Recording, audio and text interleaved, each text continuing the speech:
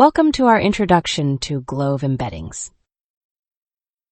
Starting with this video, we'll explore GloVe, one of the most influential word embedding models in natural language processing. In this first lesson, we'll focus on the motivation behind GloVe, its core idea, and how it differs from other embedding methods we've already studied, such as Word2Vec.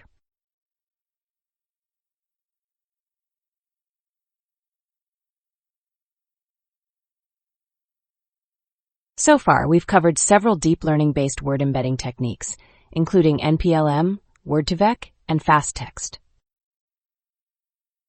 In this chapter, we'll move on to GloVe, a model that combines ideas from traditional statistical approaches and modern neural network-based approaches. By doing so, it attempts to take advantage of the strengths of both while reducing their individual limitations.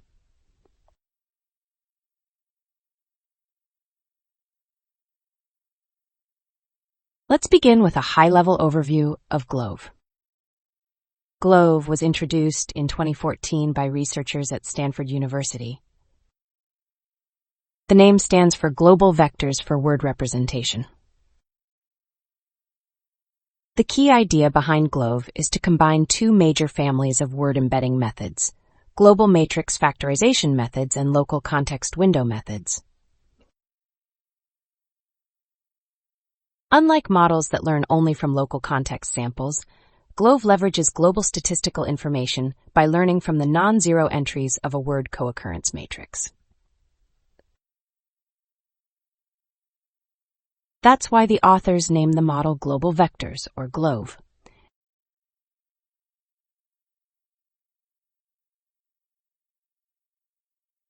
To understand why GloVe was proposed, let's first compare these two approaches: global matrix factorization and local context window methods. Before deep learning became the dominant paradigm in NLP, most models relied heavily on statistical techniques. Throughout the 1990s and early 2000s, count-based methods were the standard approach. The basic idea was simple: count how often words appear and how often they appear together within a large corpus. These approaches were built on the distributional hypothesis, which states that the meaning of a word can be inferred from the words that tend to occur around it.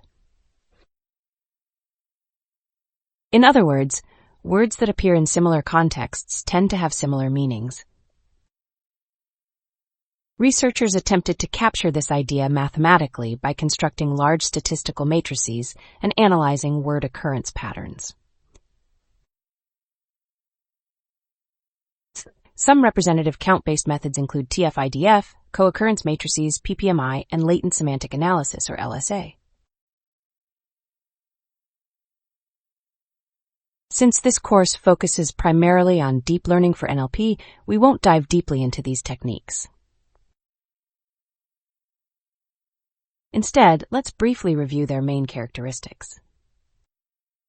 TF-IDF considers both the frequency of a word within a document and how common that word is across an entire collection of documents. A co-occurrence matrix counts how often words appear together within a predefined context window. For a vocabulary of size V, this produces a V by V matrix that records relationships between pairs of words. This was one of the earliest approaches for capturing contextual and semantic similarity between words. Positive pointwise mutual information, or PPMI, goes a step further. Rather than using raw counts directly, it estimates whether two words co-occur more often than would be expected by chance. This helps emphasize meaningful relationships while reducing the impact of accidental co-occurrences. One challenge is that these matrices are extremely large and sparse. Most entries are zero, which leads to substantial memory inefficiency. To address this issue, LSA applies singular value decomposition, or SVD, to reduce the dimensionality of these high-dimensional matrices.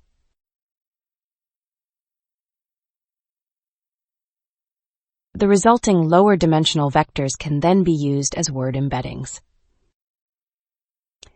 Before the deep learning era, LSA was considered one of the most sophisticated count-based methods for representing latent semantic relationships between words. Let's look at a simple example. Let's say we have a small corpus like the one shown here. From this corpus, we can construct a co-occurrence matrix. For example, the words I and love appear together twice within the corpus. The words I in natural co-occur once, and I in language also co-occur once. Instead of raw counts, we could also normalize each row to obtain co-occurrence probabilities. As you can see, this matrix is symmetric. If we treat each row as a vector representation, the first row can serve as the word vector for the word I. The problem is that when the corpus becomes very large, these vectors become extremely high-dimensional. By applying SVD, we can compress these vectors into a lower dimensional space. This approach is what we call a global matrix factorization method. One advantage of this approach is that it captures global statistics from the entire corpus, allowing it to model broad semantic structure quite effectively. However, it often struggles to capture more subtle syntactic and semantic relationships between words. Now let's contrast this with modern embedding methods. Most widely used embedding models today are prediction-based neural models. The methods we've already studied, including NPLM, Word2Vec, and FastText, all belong to this category. These models learn by predicting words from their contexts or vice versa. As a result, they are very effective at capturing fine-grained syntactic and semantic relationships. However, they typically use only a small set of neighboring words around a target word. This is what we call a local context window approach. Because training relies only on local context, these models do not directly utilize the global statistical structure of the entire corpus.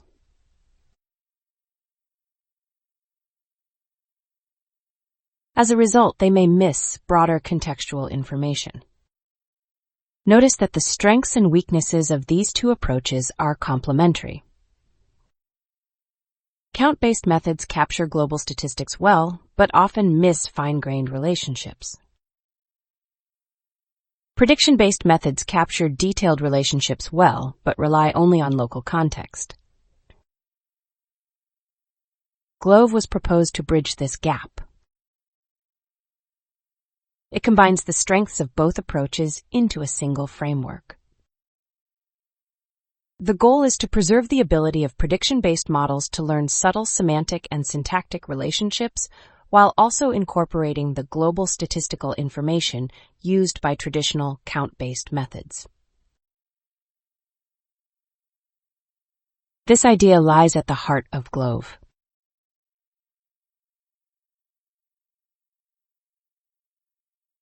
To better understand this, let's briefly revisit the skip-gram with negative sampling model from Word2Vec.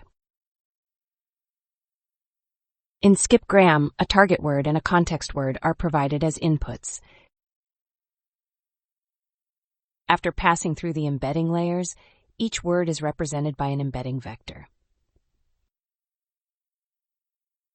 The model computes the dot product between these vectors and passes the result through a sigmoid activation function, producing a value between 0 and 1. For positive word pairs, the model is trained to output values close to 1. For negative pairs, it is trained to output values close to 0. Training proceeds by maximizing the objective function associated with this prediction task. Using backpropagation, the embedding vectors are gradually updated until they capture meaningful relationships between words. After training, the learned embeddings are stored in the embedding layer. Although this approach is powerful, it has an important limitation. Because context words are restricted to a relatively small window around the target word, the model learns primarily from local context. Consequently, the embeddings may fail to capture broader corpus-level information. In theory, we could simply increase the window size. However, larger windows significantly increase computation costs and introduce more noisy context words. For this reason, we can't simply keep increasing the context window size. This is one of the fundamental limitations of learning purely through sampled local contexts. GloVe addresses this limitation by incorporating global statistical information directly into the learning process. The diagram on the right is not the full GloVe architecture. Instead, it provides a high-level conceptual view of how the model works. At a glance, the structure resembles Word2Vec. However, instead of predicting whether a word pair is positive or negative, the model is connected to information derived from co-occurrence counts or co-occurrence probabilities.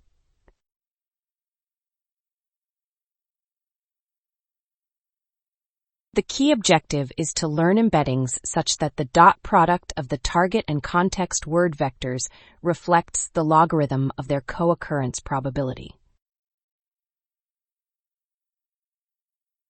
By doing this, GloVe combines the strengths of statistical methods and neural prediction-based methods. This is the central intuition behind the model.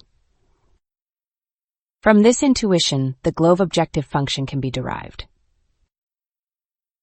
We then train the model by minimizing this loss function.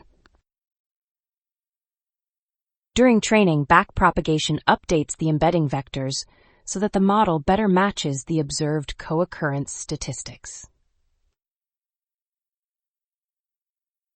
In large corpora, the co-occurrence matrix becomes enormous and extremely sparse. Most entries are 0. Fortunately, GloVe only learns from the non-zero entries of the matrix. Because it ignores the vast majority of zero-valued cells, the amount of training data remains manageable even for large corpora. Another advantage is that the context window size can still be incorporated when constructing the co-occurrence matrix. If we use a small window, GloVe behaves more similarly to prediction-based methods. If we use a larger window, it becomes more similar to traditional count-based methods. In other words, GloVe provides a flexible middle ground between the two approaches. In the next video, we'll take a closer look at co-occurrence matrices and how they are constructed. Then, in the following lesson, we'll dive deeper into the GloVe objective function and the detailed model architecture.